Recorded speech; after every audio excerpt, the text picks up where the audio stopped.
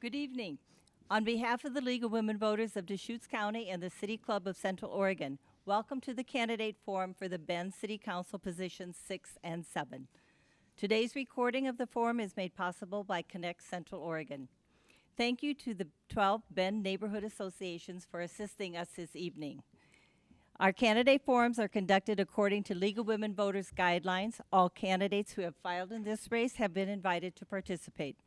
We thank the candidates who are participating and appreciate the gravity of committing to run for office. Please mute your phones and refrain from any applause or reactions during the forum. It is our goal to provide an opportunity for fair and civil discourse. With that in mind, we ask that you show respect for the views expressed by the candidates.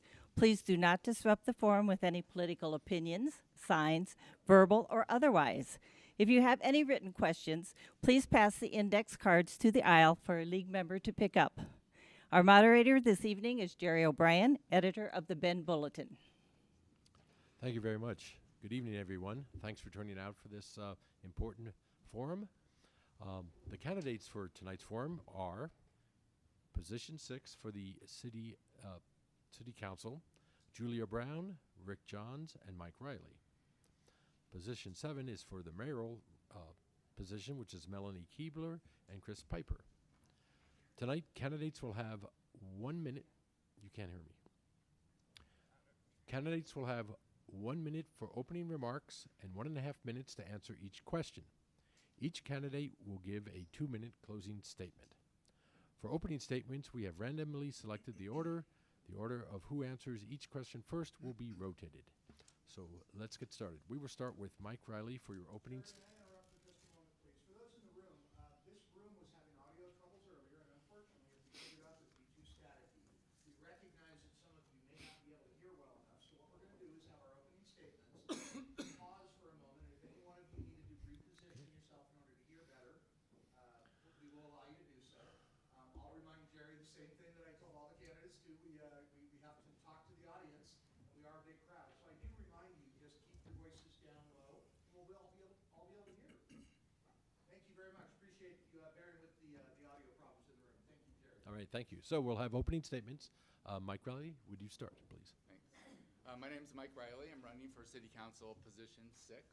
I'm really excited to be here tonight. I've lived in Bend for 25 years and raised my 2 sons here. I'm running because I care deeply about Bend and want to bring my passion for the community, my experience working on a variety of the issues that the community faces, and my deep connections in the community to the role of a city councilor and help us solve some of the big issues that we're facing. Those issues, as I see it, all relate to how we are going to deal with the pressures of growth, and I would list them as following. Affordable housing, very important to the community. Houselessness is very important to the community. Transportation, how we're going to get around in a way that's safe, that keeps people and cars flowing, but also is safe for people who walk and bike. And then also making sure that our community is a welcoming and inclusive place for everyone who makes this place home. So I'm thrilled to be here again. It's Mike Riley, running for Bend City Council, and excited to talk more with you this evening. Okay, thank you. Mr. Rick Johns. Thank you. Thank you, everyone, for being here. I am Rick Johns. My wife and I have lived in Bend for 14 years after fleeing the terror of California. For 10 years, we have owned and operated a downtown business and operate a warehouse on the southeast side. My wife and I, for close to 30 years, have reinvented ourselves 3 times in order to survive and thrive. Here's my core competencies that will help Bend. I'm an expert in commercial construction, planning, codes, and design. I've started and funded a small business during a difficult economy and prospered. I well understand financial budgets and operations, and I want to bring these life and business skills to the city level.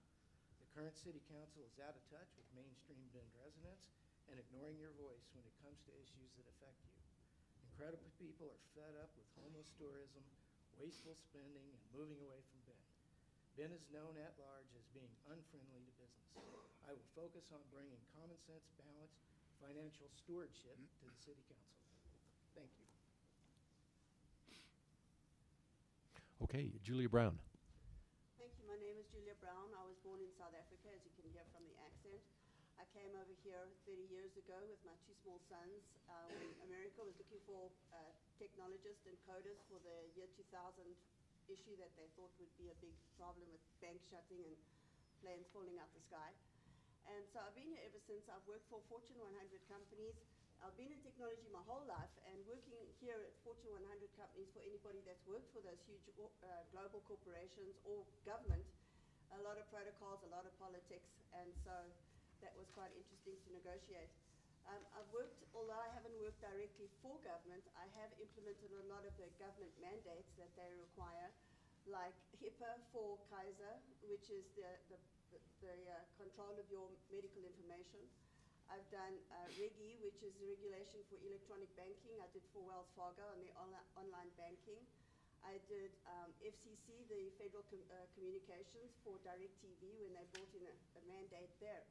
So yeah, I have had to deal with government even though I haven't worked directly for government. But I do bring decades of experience in working with large teams, large budgets, bringing my budgets in on time. I'm sorry, yes, time is up. Oh, sorry, I wasn't looking. I was looking at That's okay, I lost track too. I'm sorry about that. Okay, we'll move on. Melanie Kebler. Thank you. Hi, everybody. I'm Melanie Kebler, and I am running for mayor because I love this city where I grew up, and I want to ensure that Bend's future is one where everyone here has the opportunity to thrive. I'm a mom, an attorney, and a Bend High grad, and since 2020, I've been working hard as your city councilor. And I stepped up to run 2 years ago because I saw that the people who were on our council at that time were not taking enough action to address the challenges we are facing as a growing city, specifically on housing and homelessness. So I'm really proud of the work that I've been able to do in the past 2 years on tackling our housing crisis, finding real collaborative solutions to homelessness, investing in our safer and connected transportation system, and continuing to protect our environment and fight climate change. As mayor, you can count on me to continue to work to make Bend a place that works better for all of us. This is a really critical moment for our city right now. We have a lot of big decisions to make in the next 4 years, and we need someone who can collaborate and build consensus on council. That's what I've done so far, and that's what I'll continue to do as your mayor, and I'd be honored to have your vote. Thank you. Okay, thank you. Chris Piper. Great. Thank you, Gerry. Pleasure to be here with all of you. I'll tell you, it's been an amazing road on this campaign. I started in January, and because I know the importance of this role and this position, having been a former city councilor and having the experience of serving on the Central Oregon Cities Organization, which is with the mayors and the city managers, so I understand the experience and the responsibilities that comes with this position. Collaboration is key. And some of the key things that I was able to work on was safe neighborhoods and the Old Bend Neighborhood Association through a collaborative effort with the Old Bend Neighborhood Association board, and in putting a pilot program in place and then establishing a permitting program that a percentage of it gives back into that neighborhood for safe neighborhoods. And also the McKay Waterfront Park, where we put in parking regulation, 4-hour parking, which then mitigated the area and for campers, and then created a safe area for businesses, residents, and for those that were visiting the park. I do believe in action. We will move forward. I will be a collaborative mayor, and I look forward to continuing what the experience I had on city council and serving you. Okay, thank you very much. Now, we're going to go up the table and then back down the table with these questions. So we're going to start with Mr. Piper for the first question. Gerry, we're going to pause for just a And we're minute. going to pause. Opportunity right now. If you need to move, go ahead and make whatever noise you need to do to move. We do recognize that the sound is a little hard to hear tonight. We'll get this other door closed. We want to make sure you have an opportunity. As a reminder, this is being recorded and live stream is placed on the Deschutes League of Women Voters website. Go ahead and thank you for doing that. I understand. So at this point, if you need to move forward, please by all means do. We'll get started in just a moment if everybody is where they need to go. Thank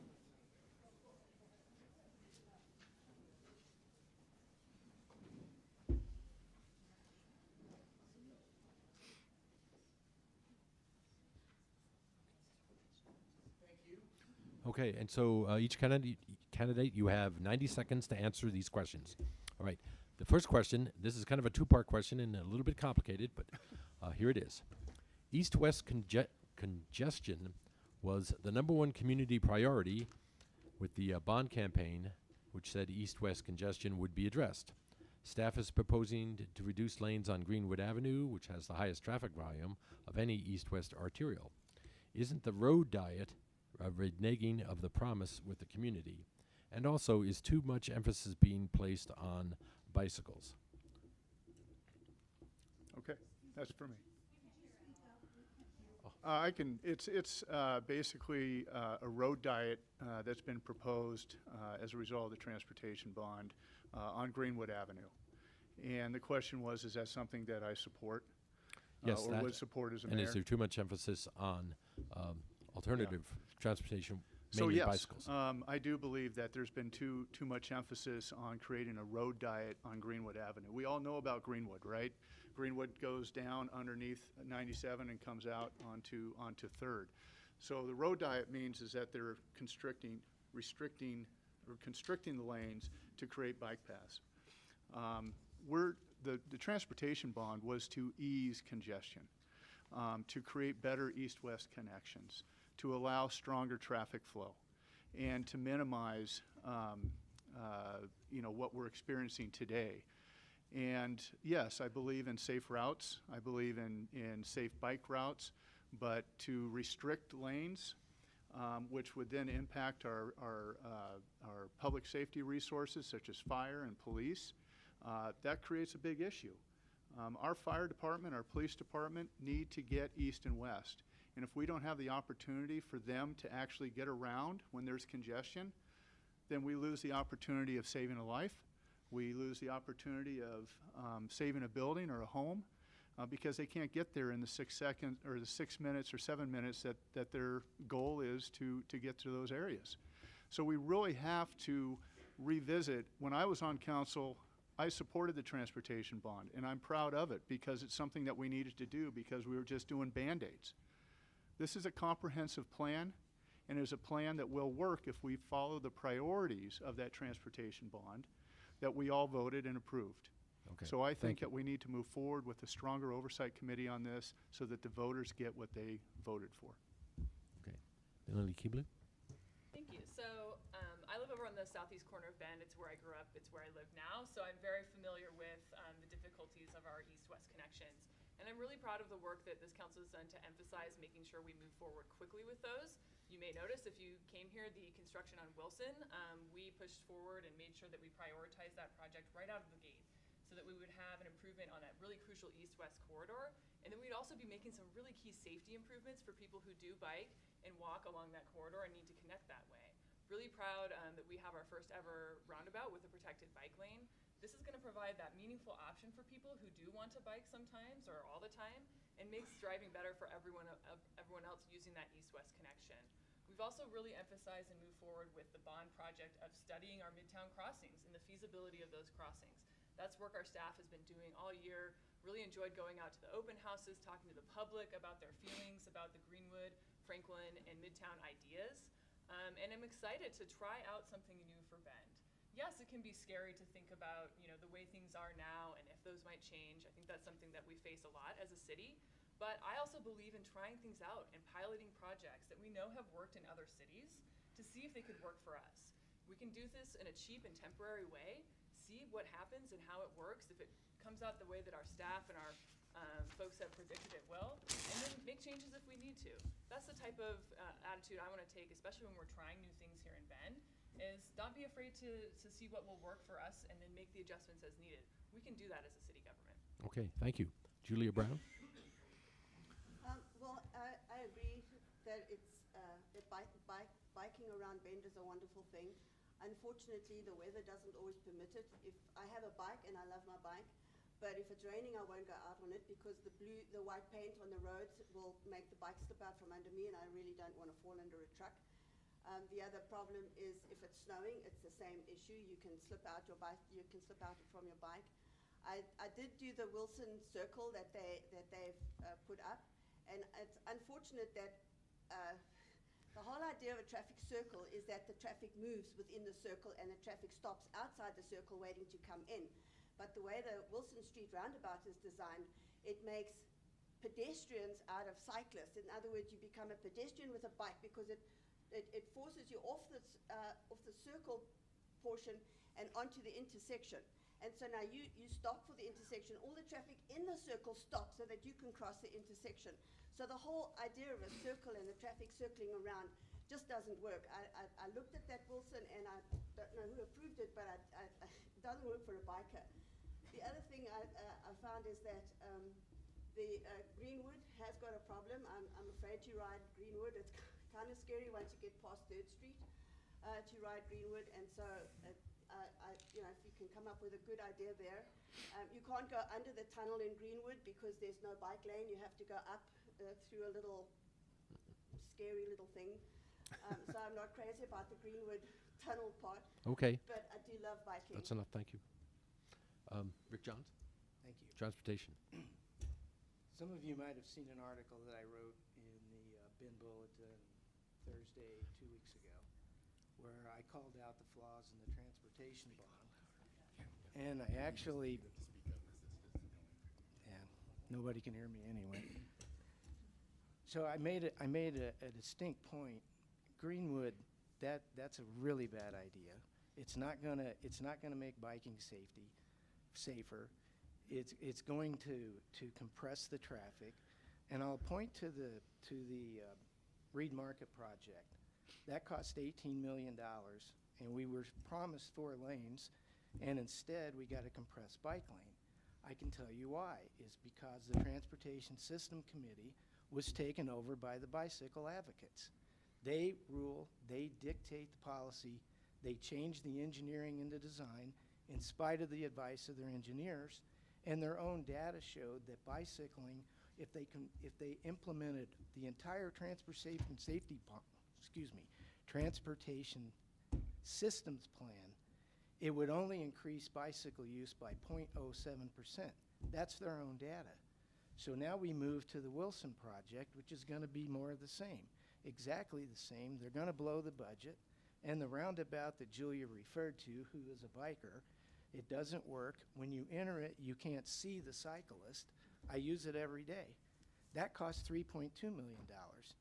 If y'all think that's worth it, then, you know, go ahead and vote for Mike. Okay. Thank you. Thanks, I appreciate that endorsement. So, generally speaking, the bond measure, I was the co-chair of both the committee that helped create the plan for Ben for the transportation system, and I was also the co-chair of the committee along with the Chamber of Commerce to pass the bond measure. The bond measure, in my opinion, has at the most about $60 million, but it's being spent on a combination of walking, biking, and safety.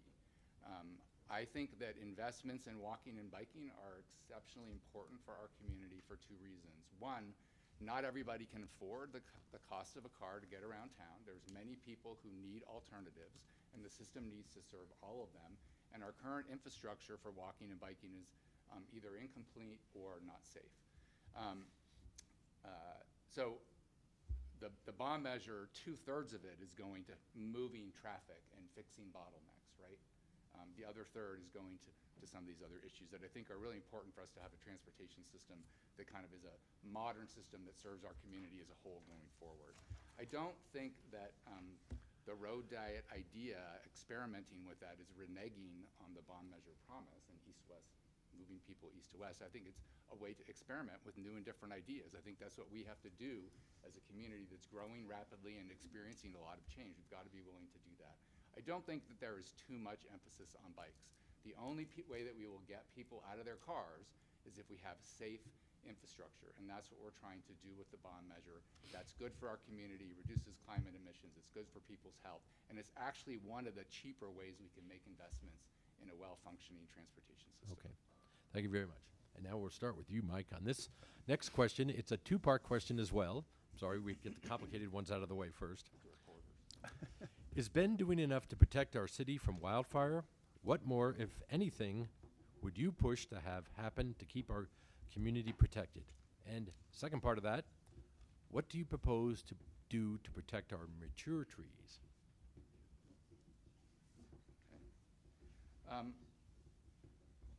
Wildfire risk is a very real concern. I think, as we all know, just from what we've seen with wildfires in other communities that are like ours, that are mountain communities and that have forests around them.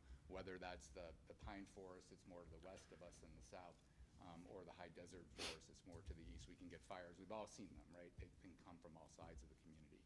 So it's a real issue here, and I think in the face of climate change, when we're expecting more drought and others to come, wildfire is going to be a bigger risk.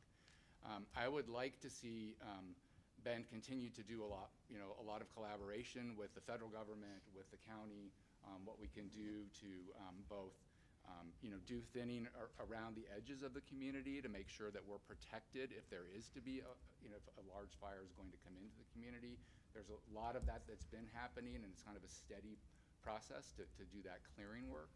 I think that it's important for us to be paying attention to also how can we harden our community for fire. I think fire is going to be part of our future, and I would expect it to that we would get some significant ones in the future that will be kind of scary. So we should be looking at how can we harden our homes, how can we have good education systems in the community, and I think we also need to be paying attention to making sure folks know what the plan is in an emergency, right? So that people know how they're going to respond and what the emergency routes are to get out of the community in case there is a large fire. So it's a real issue.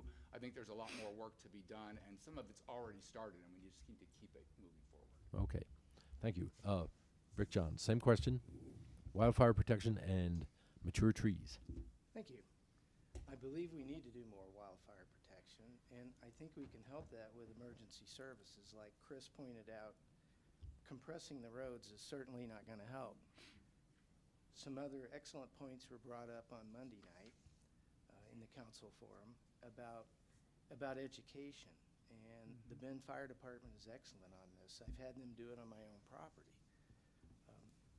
We need to listen to them, take advantage of these services, and understand clearing of the forest and mitigating the danger has helped. I think the wildfire season this year was much better than it was last year. And I noticed a lot of clearings in the forest south of town and north and east of town, where the Forest Service, I believe, was part of this. That's great. It's excellent. As far as saving the mature trees, I think that's very important. I grew up in an area of hardwood forest, and part of the reason why I chose my career. I didn't like clear cuts. I didn't understand it. It was bad forest management, and I think we've got some excellent systems in place. And scraping all the trees to build apartment buildings over off of Newport Avenue, for example, I don't know how many trees they scrape, but it's hideous. And we definitely have the technology to stop that. I don't believe in deforestation of the city in order to create more density. I don't think that's why people move here. Okay, We like thank you. our forest. Julie Brown. To protect our cities from wildfires, well, it would help if we didn't start them in the first place. And the reason I say that is because I was speaking to somebody the other day, and they said the homeless out in the forest, and they started a fire behind her house, which then in the region of her house, and it moved towards the back of her house, and the fire department had to be called out to put it out. So that's one of the problems, is we have the homeless camping in the forest. And then, of course, we need to clean the debris in the forest in order to reduce wildfires. Protecting our mature trees, I think Park and Recreation get the highest chunk of your taxes. And I guess we would expect a return on our investment, on our tax investment. And I love trees. I think protecting the mature trees is something that we should all make an effort to do. And we should be replacing trees as well at the same time, because a tree takes a good 20 years to get there. So as we lose a tree somewhere, we should be planting more in its place in order to take advantage of getting mature trees in the future. But I think it's definitely a forestry thing, is cleaning up our forests and getting the homeless out of our forests where they start the fires. If we can stop the fire in the first place, we wouldn't have the problem. Besides natural fires, which happen anyway. Okay, thank you. Melanie Kebler. Thanks, Gerry. So I think we can all agree that wildfire is something that's on the minds of everybody in this room and everybody in Bend. And I think it really ties into one of the key values of people of Bend, is really wanting to protect and preserve our environment. It's one of the big reasons that most people move here or live here, and we have a lot on the line when it comes to our future and the potential of wildfire. I am really proud to say that this council had taken some steps within our jurisdiction. It's important to remember, where we can directly act and then where we can advocate. And we have taken direct steps to make sure that our fire department has the funding and the staffing they need. We went ahead and banned personal fireworks, which no council had ever been willing to do, but our neighborhoods and our residents were really asking us for to mitigate the risk of fires being started within town. And we also spoke up when if people remember the unfortunate logging of some really big old growth trees out by Phil's Trails, council said, hey, we need to be part of this conversation as a community that's affected by some of these actions that are being taken by the federal government or county. We need to be advocating and working with folks at all levels to take care of our forests. For me, that's part of how I see the mayor's role. You have to be able to see the forest for the trees. You have to be able to think bigger and long term. That's some of the work that we're going to be doing next year as we look at revising our codes to talk about how we can help developers and people who are building homes preserve more trees as they do so. For me, the attitude I'm going to take into that conversation is just providing more flexibility, making it so when someone has a lot with a certain amount of trees, that we provide them the ability to place the homes and place the development in a way that saves as many trees as possible, especially our larger trees that we have here in town. Okay, thank you very much. Chris Piper. Great. Thank you. Yeah, the wildfire definitely is a priority and is one that in the Chamber 101, I don't know if many of you have attended any of those that the Bend Chamber puts on. It's a great event. And in there, Chief Riley, who I've met with on a number of occasions regarding the wildfire prevention, there is a website that you all should write down. It's called ownyourzonebend.org, and that gives you great information and instruction on how to create defensible space with your home, but also utilizing our 13 neighborhood associations to work together. This is going to take all of us. And as mayor, my goal is to help lead and facilitate the neighborhood associations in this effort by using what's on that website so that we can go into each of the neighborhood associations, do some training, and then make sure that those in the neighborhood association can help carry that education forward. So defensible space is incredibly important, and the website ownyourzonebend.org will be really helpful. Two, we do need to have collaborative efforts. We are a region, and it's just not Bend doing the heavy lift on this. We need to work collaboratively. And as mayor, I mentioned that we have the Central Oregon Cities Organization that is with mayors and city managers. And that's our role, is to come together, pull resources together, and work collaboratively. And wildfire prevention is one key element of that. And that's what I plan to do to help preserve where we live and why we live in the area we live in. Okay, thank you very much. Now, this is a topic on everybody's mind, and it's about affordable housing. Affordable housing is a pressing issue in this election. Currently, there appears to be a lack of transparency on infrastructure projects. People are taken by surprise about some developments that they did not know had been in the planning works, but the public did not know about it or was not aware of it. What will you do to bring more transparency to affordable housing and development in Bend? And we'll start with Chris and come down this way. Okay. So the key word here is transparency. We need a lot more of it. And one of the council goals that is one of the key reasons why I decided to run for mayor is, one, to bring in leadership and accountability and to make sure that we're listening to everybody. But one of the key goals was to have city government to provide services in ways that work for everyone, build public trust, and promote civic engagement. This is one area, in terms of the question that Gerry asked, that we can do a lot more of, so that our 13 neighborhood associations are brought into the conversation. And if there's development in those 13 in one of those 13 neighborhood associations, that communication goes out directly to them. And one of the city councilors that represents that neighborhood association carries that message directly to them, helps facilitate the information, and make sure that the proper contact information is provided. And also a city staff person is there to represent and answer questions. It is highly important, as we are growing so fast in this city, that we become more engaged with our community. And that is one thing that I will continue to do, as I've done outside of being on city council. Engagement, listening, and accountability, and making sure we have transparency. Okay, thank you. Melanie? Thank you. So when it comes to affordable housing, I'm incredibly proud of what I've been able to achieve and what I want to continue to achieve as your mayor. We have pushed forward with really strong goals about making sure that we are ourselves investing our own affordable housing fund into subsidized affordable housing that is for lower or middle income people in Bend. We set a goal of 1,000 units within the past 2 years of biennium that we have goals for. We've also worked really hard to take advantage of opportunities that presented themselves, like when in Salem there was a bill to bring in some land on the east side of Bend. We made sure that that was brought in, and it was brought in on our terms so that we have 20 acres of land dedicated to affordable housing that we intend to have priority for people who are educators in this community. That's just part of an overall plan that's going to bring more than 2,500 homes in a complete neighborhood that has trails, parks, schools, and is coordinated with transit stops. That's the type of innovative thinking that we need to be doing going forward to make sure we actually do have the affordable housing that we need here in Bend. I'm committed to continuing to support our Oregon's land use system, which champions public involvement and has, when Mr. Piper was on council, when I was on council, has continued to have notifications that go out to neighborhoods and to land use chairs of neighborhood associations, neighborhood meetings required for developers, and then a fully transparent process through our planning commission where people can give comment and also see what's happening and what changes are being made or not made by that developer before the decision comes to council.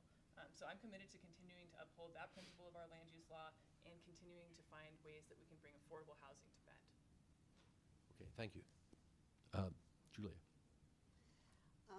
Affordable housing, the one big problem right now is that the permitting process takes up to a year for a builder, developer to get his plans cleared. It used to take 3 months, and apparently four years ago they put in a piece of technology and they seem to have configured it badly because it just takes up to a year now to get something cleared.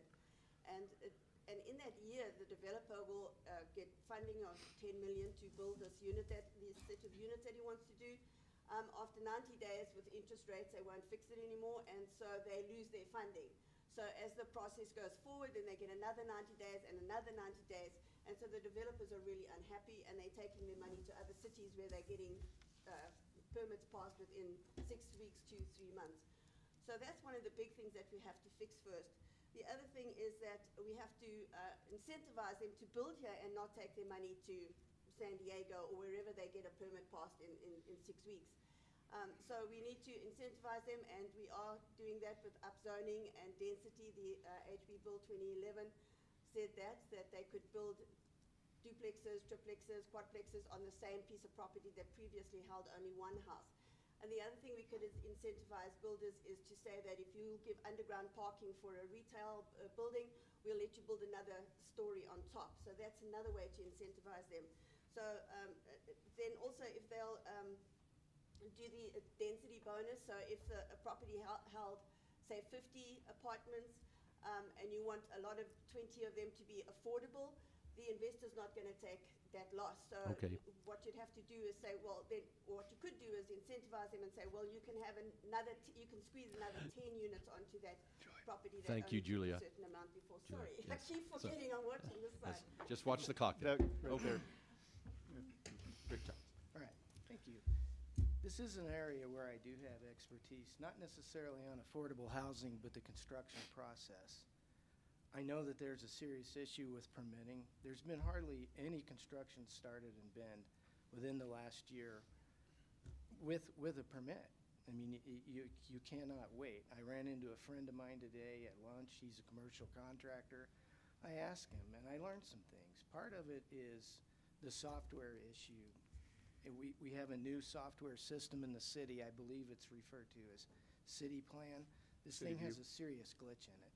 So when you submit your documents, if one person in the process, like there's 4 departments that have to review these plans, it gets kicked out of the system and goes to the front of the line until you fix that problem. Now, if you redo these documents, you resubmit them, it might get kicked out again. And it might happen 4 times, so it takes literally forever. The urban growth boundary has already been approved and planned. I believe there are 6 different neighborhoods, developments that have been planned. Most of that land is in private hands. The city needs to look at lands that they own in order to get the costs down. Land swaps, if you will. Deed restrict them. So we can bring that cost down, because you can't do it if it costs $200,000 just to buy the dirt. Okay, thank you very much. Mike Riley. Thanks. Well, in terms of the transparency part of the question, I think that the city should continue to work with the Neighborhood Leadership Association and the Neighborhood Leadership Alliance, and do everything it can to communicate out to everybody in the community about what's coming, what's planned for your neighborhood, so that people are well informed. I think there's a fair bit of that process that happens now, but we could certainly be doing more of it, and doing our best to just engage people across the community. I'd love to see the council experiment with some new ways to reach out and connect with folks across the community. The Neighborhood Leadership Alliance is one way. Another way would be the roundtables the council has started to experiment with, and having kind of regional information sessions around the community. I think that would be really helpful just in terms of informing people. On particular developments, again, it's pushing it out particular to the Neighborhood Leadership Alliance so that they can connect with folks in their part of the community on specific proposals. I think many of the things that people have already talked about in terms of affordable housing, I also agree with. There are a whole variety of issues with the permitting process being very slow and difficult for people to navigate. There's a lot happening in the community right now. The city staff is relatively overwhelmed. They've been facing some of the same hiring challenges that other employers like myself face in the community, of bringing people here because housing is not affordable.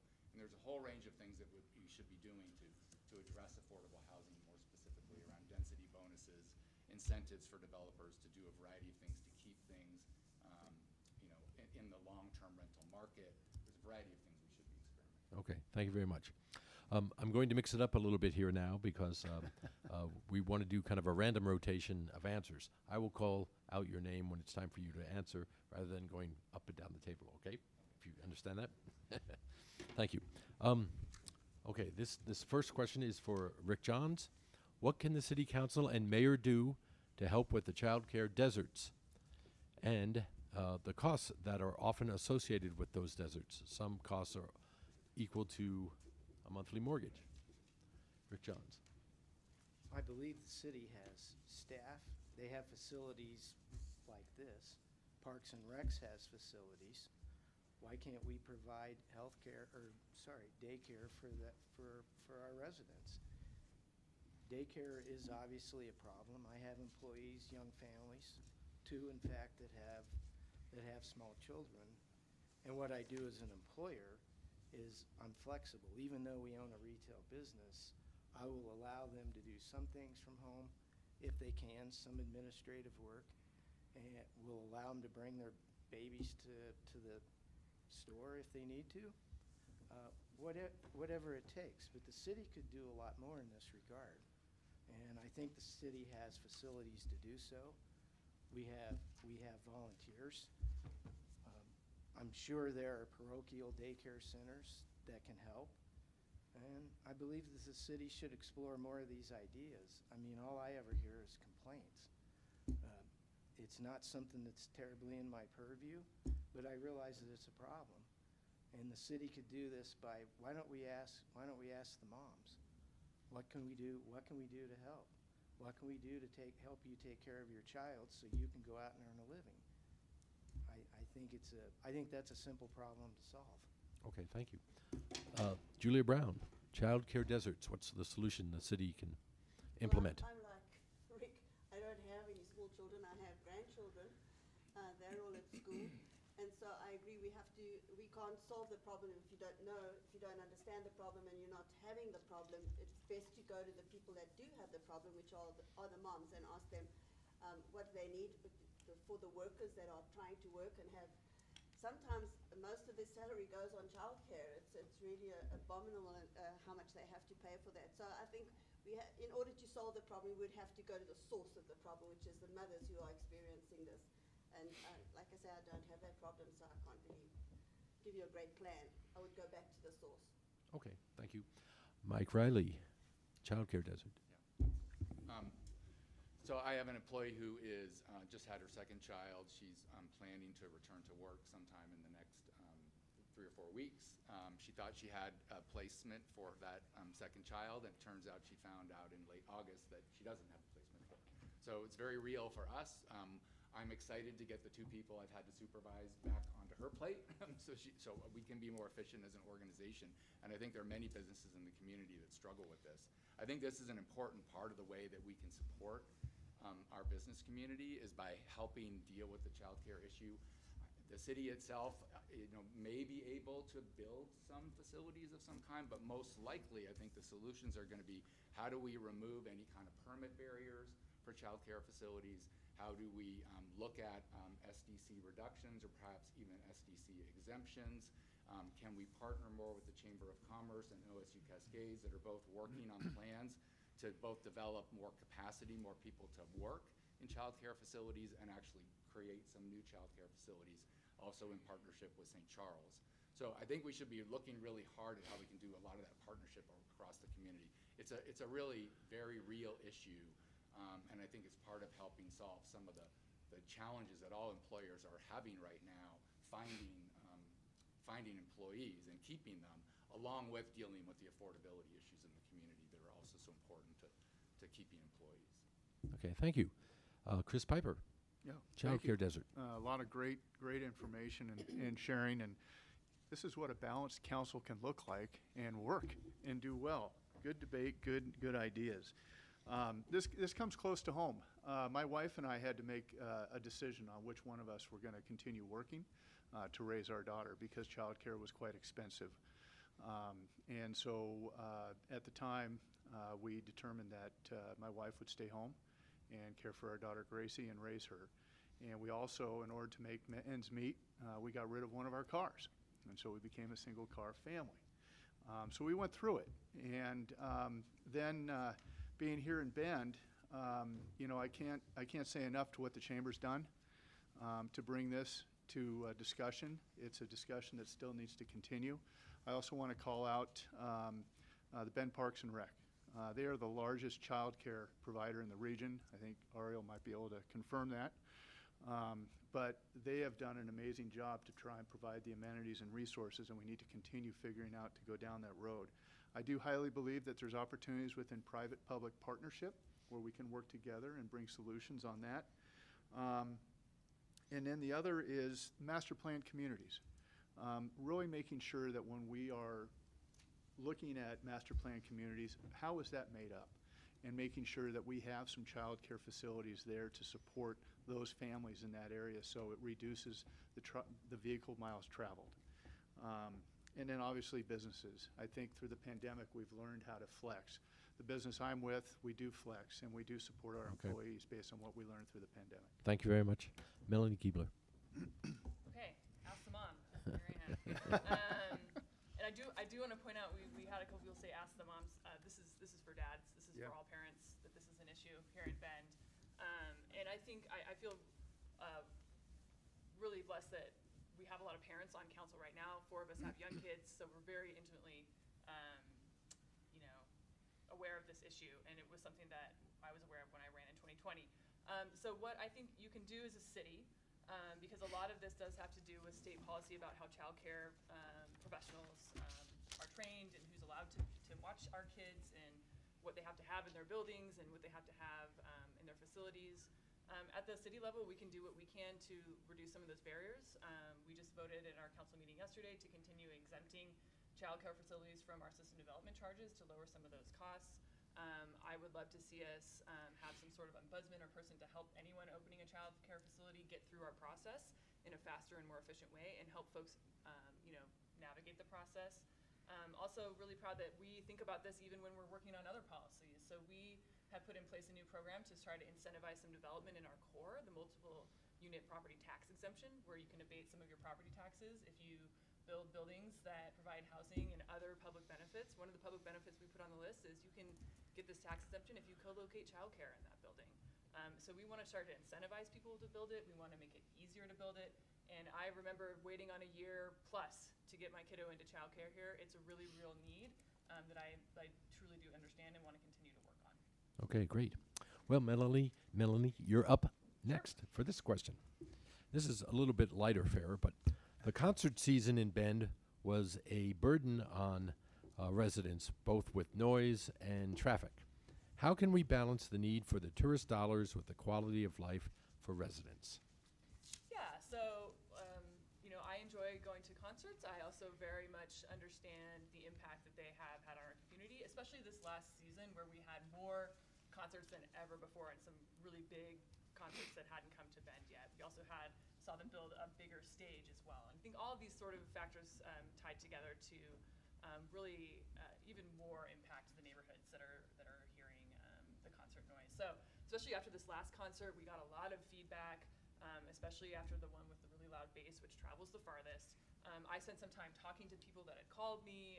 Neighbors sent in clips. I made sure to forward those to Old Mill. And I also asked for us to have a meeting with the leadership at the Old Mill, which we have scheduled for December, to just discuss this last season, talk about what's happening next year, and talk about what we can do to mitigate some of these impacts to our neighborhoods. It is important, part of our thriving economy to have great events like these, but we do need to balance the needs of our locals as well. And so I'm committed to continuing to do that.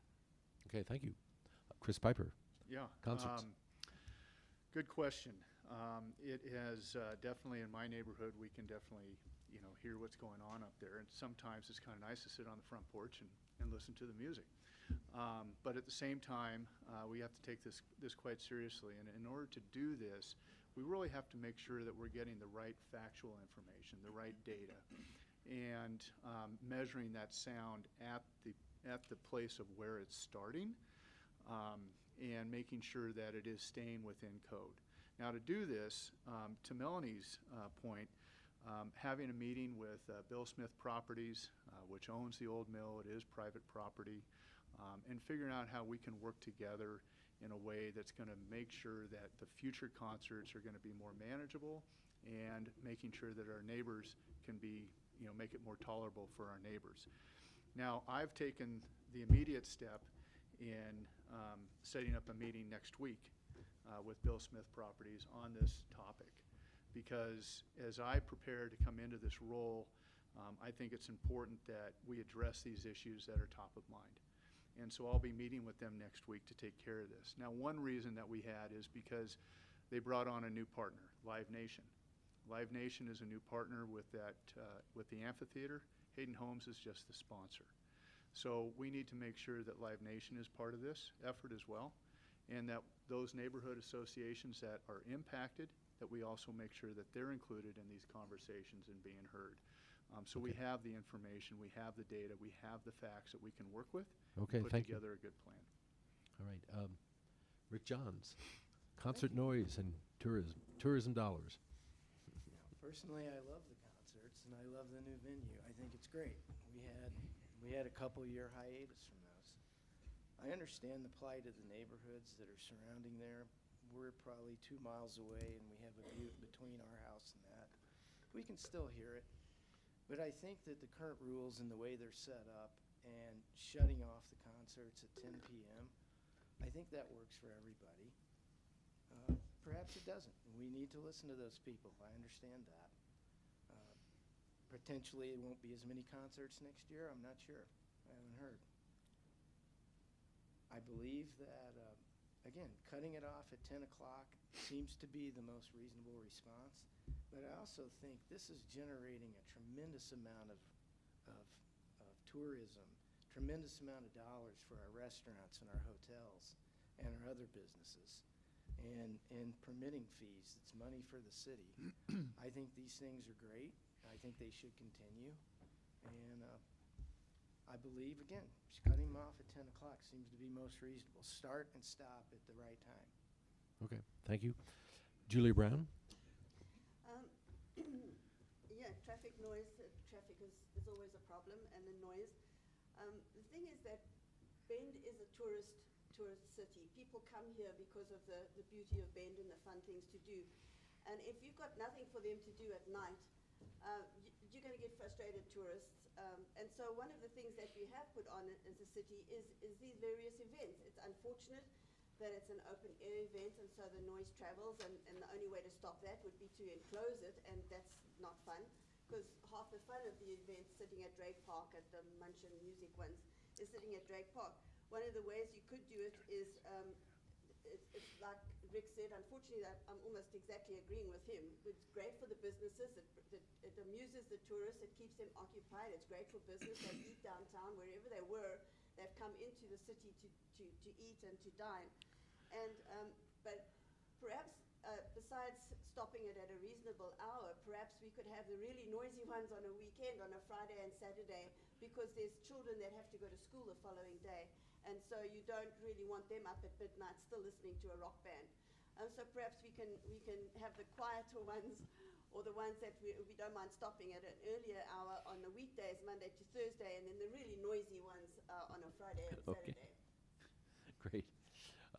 Mike Riley, concerts and tourism dollars. Thanks, Gerry. I don't know that I have a whole lot to add on the noise stuff from the things that people have said. I agree we need to follow the rules. I think we need to revisit them periodically. We need to make sure that we're partnering closely with the folks who run the concert venues, as well as with Live Nation, the new organization that's bringing them to town. I think I want to talk a little bit more about tourism dollars, though. Visitors, I think, are a big part of our economy, and many people, including myself, came here originally as a visitor, and it's part of who we are, it's part of what drives our community, and it's a big part of our economy. I also think it's true that Bend is on the map, right? And I would like to see us develop ways to have more flexibility, one, about how we spend the tourism dollars that we get. I'd like to see more of that money go towards transportation. Now, that's not a fix the city can do by itself. It actually would require changing state law, and it would be relatively difficult probably to do because it's been tried. But I do think we should be trying to figure out ways to bring in more dollars from tourists to help support the pressure that tourism puts on, in particular, the transportation system here.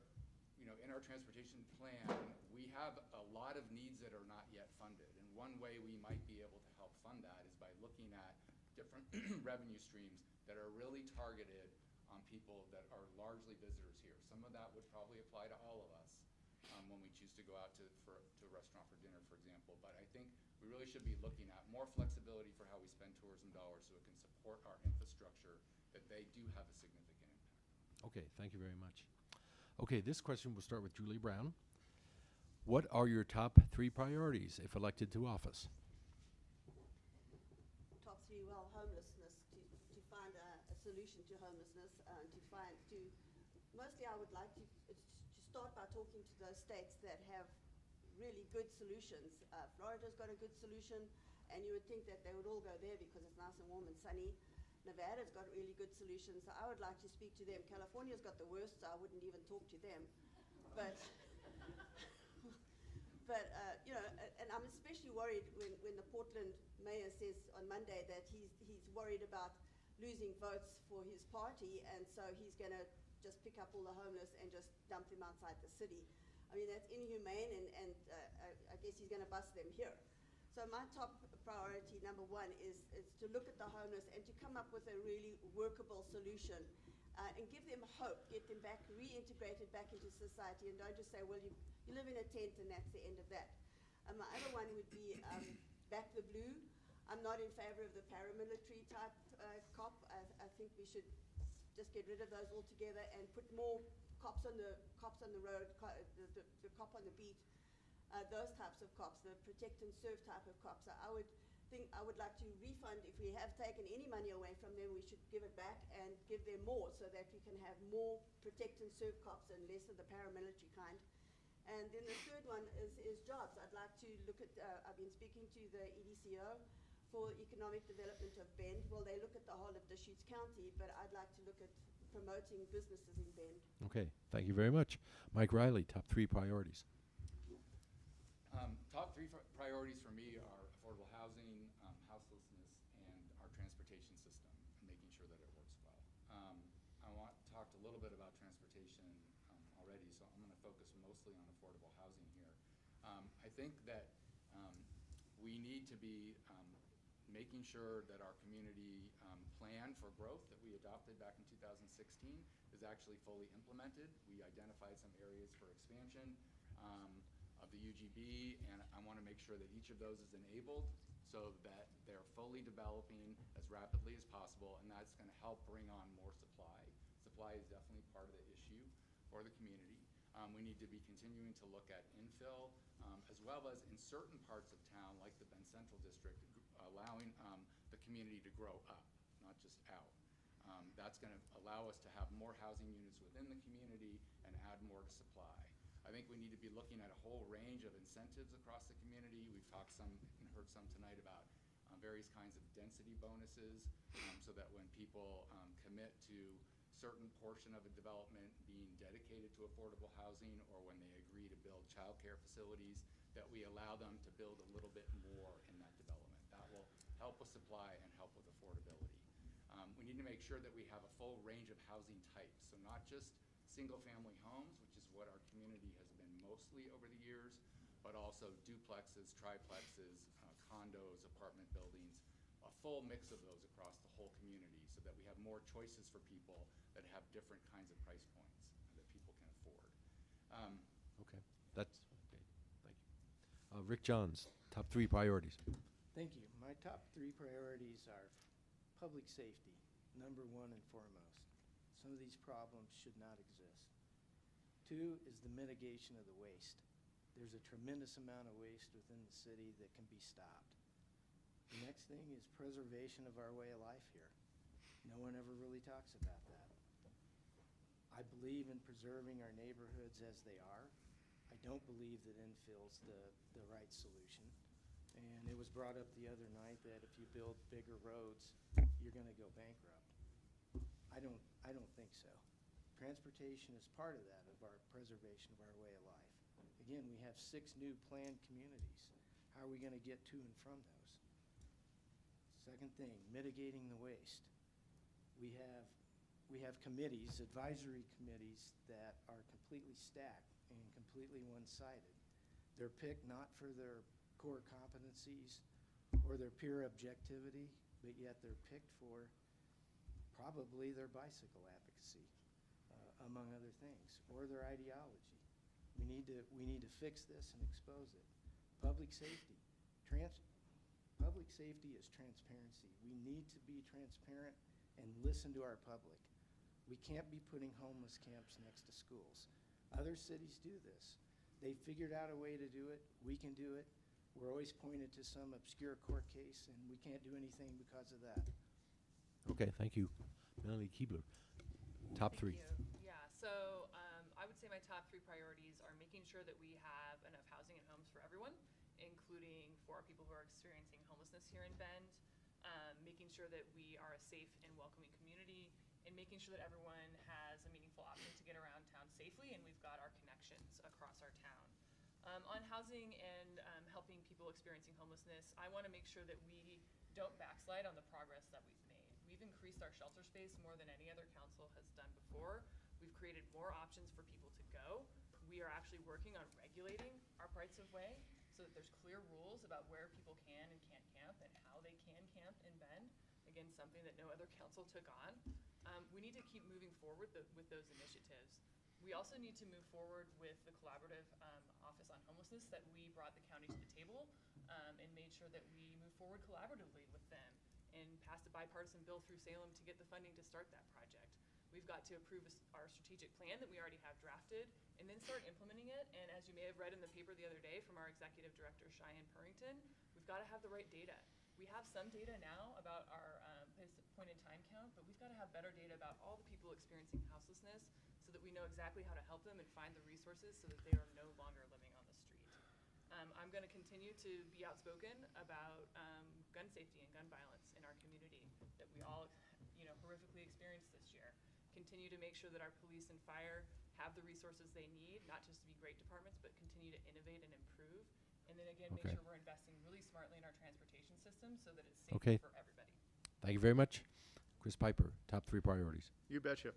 So the first priority, when I become mayor after November 8th, as mayor-elect, knock on wood, is really to focus on council and serve as a nonpartisan council, not a partisan council. We need to bring balance back to council and make sure that we uphold those seats as nonpartisan seats and that we're serving the greater good of our community. And with that, I will propose having 6 council meetings outside of the chambers and not be contained in a controlled Zoom environment, but bring our council meetings to the community.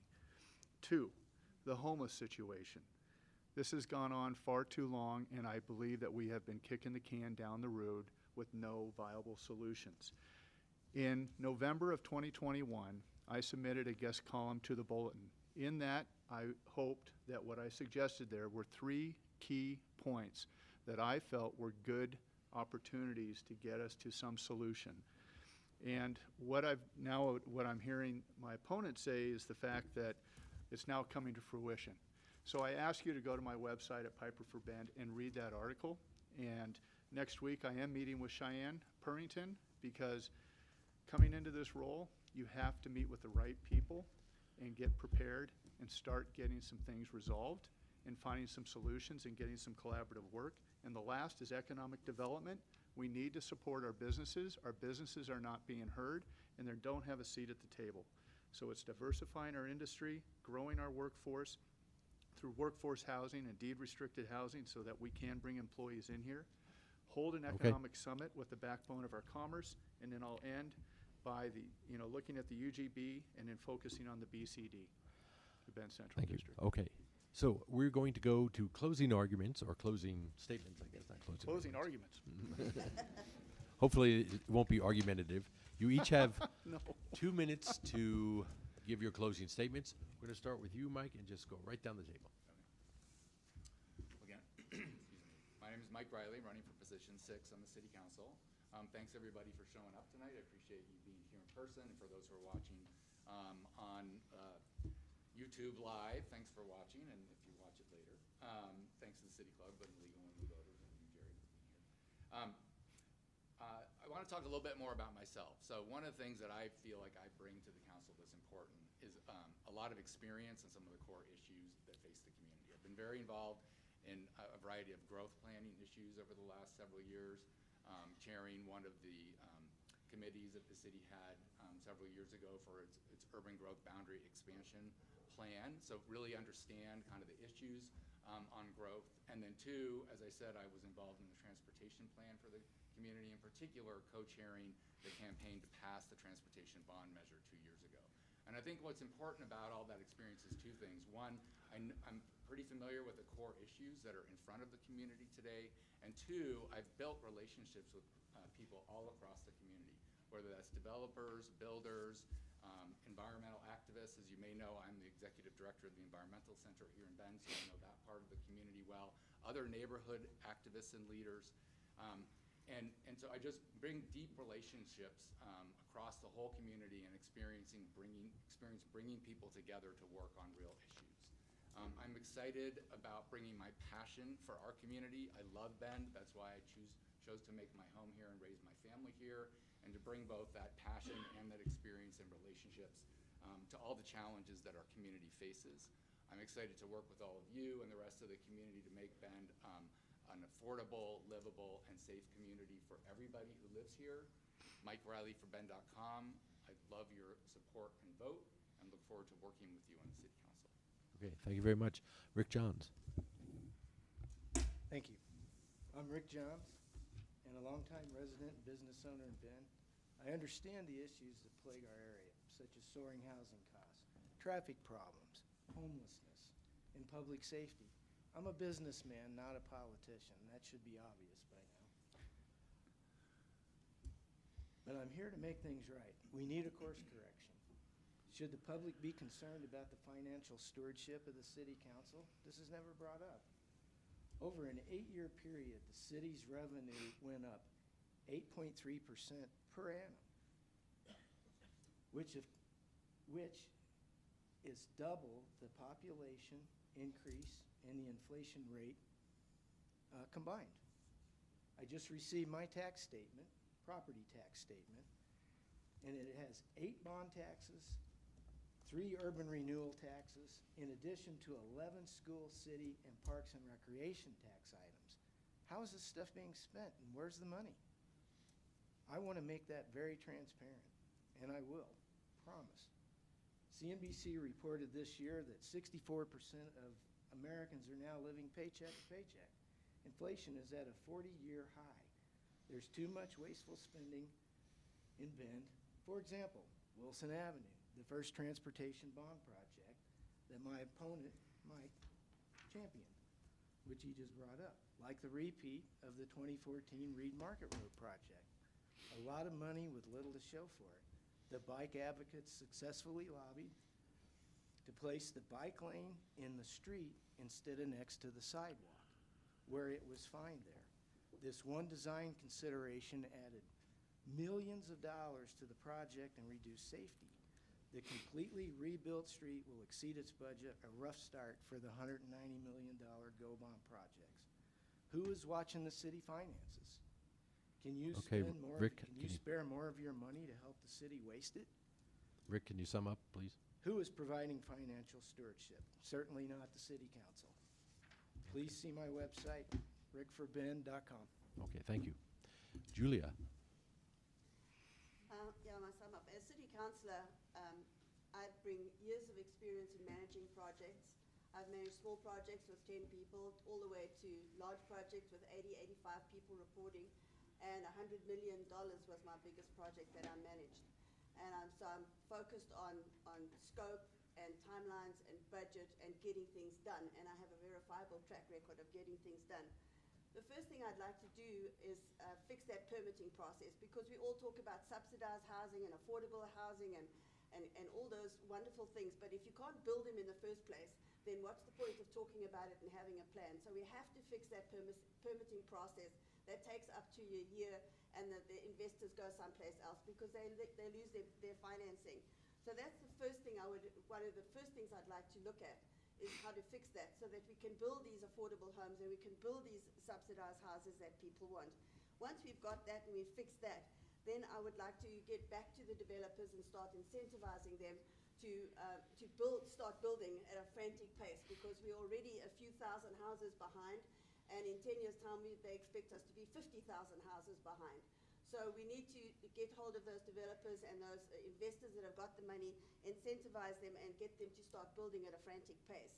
I also want to be a dissenting voice on the town council. For years now, they vote 7-0. Everything is a unanimous vote. It's just impossible to imagine that all those people agree on every single subject at every single meeting and every single law. It's just boggles the mind.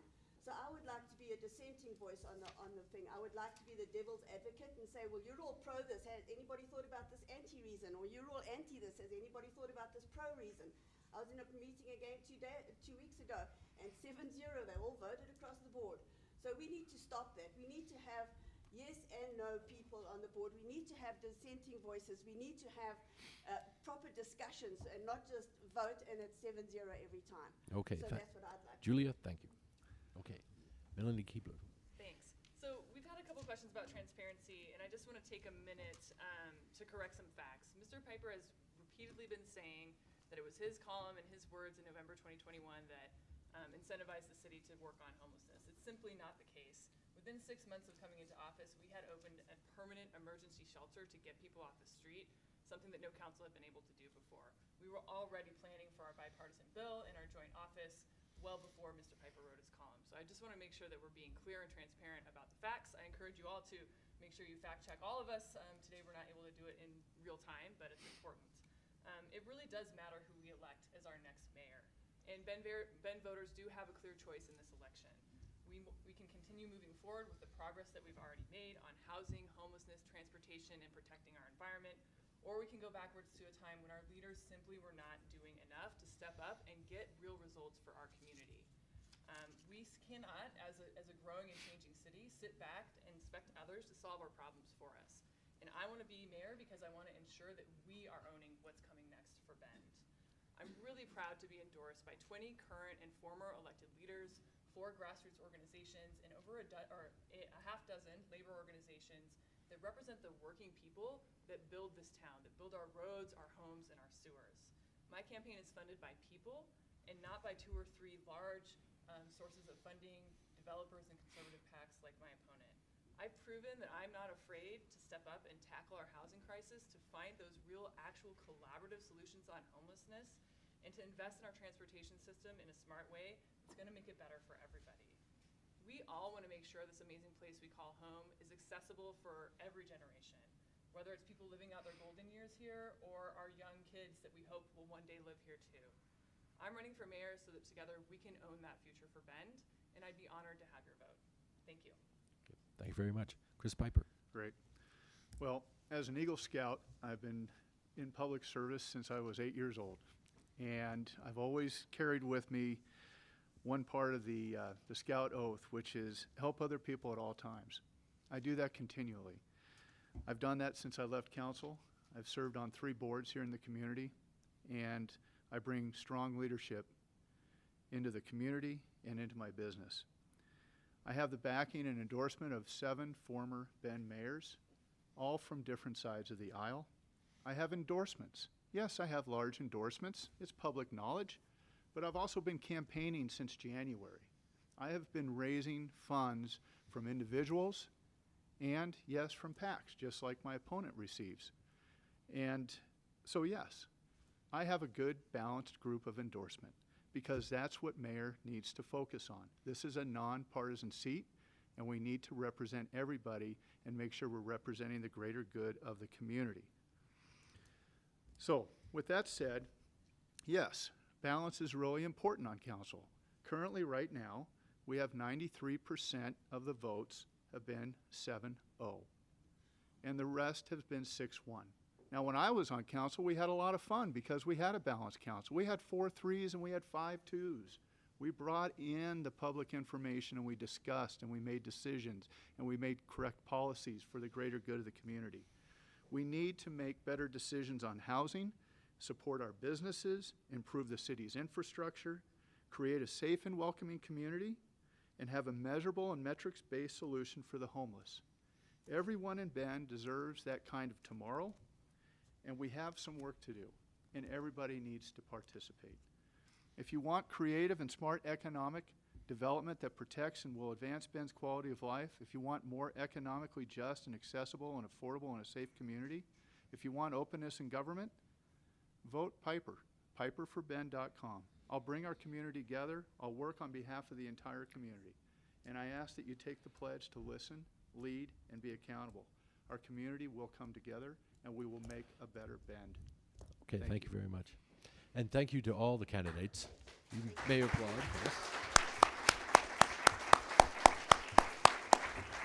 Thank you for participating in tonight's forum. Last one. And thanks to the League of Women Voters and of Deschutes County and the City Club of Central Oregon for partnering in this free and open candidates forum. If you're interested in becoming a member or contributing to the League and the City Club, just go to their websites. The League and City Club are proud to host the only in-person candidate forum for House District 5 between candidate Jamie McLeod Skinner and Lori Chavez DeReamer on Saturday. That's this Saturday, October 29th, 11 o'clock at the Deschutes County Fairgrounds. That's in the South Sisters building. And remember, the election is November 8th. Please vote. And if you want to watch the House District 53 and 54 forum on, or listen to it on KPOV radio, that's tomorrow at 4 o'clock. And then the Bend City 6 and 7 districts will be at 6 p.m. as well. Thank you all once again for coming. Please get out and vote. That's what we need to do. Take care. I know, I'm so. Or vote by mail.